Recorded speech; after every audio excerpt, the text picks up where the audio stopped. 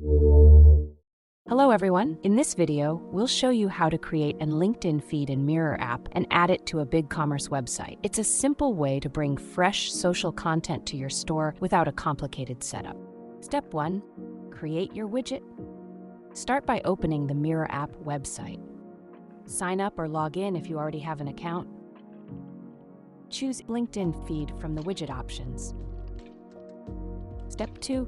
Customize the design. Select the source you want to connect and go to the Design section to edit what you want to display on your website. Once your feed is connected, you can customize how it looks. Adjust the layout, card style, spacing, and other design settings to match your website. When everything looks right, click the Publish button and copy the installation code in just one click. Step 3. Add it to BigCommerce. Open your BigCommerce store editor. Find the place on the page where you want the feed to appear. Then in the left panel, select HTML option and drag it to that area. Paste the Mirror app embed code you copied earlier into the HTML code window and click Save.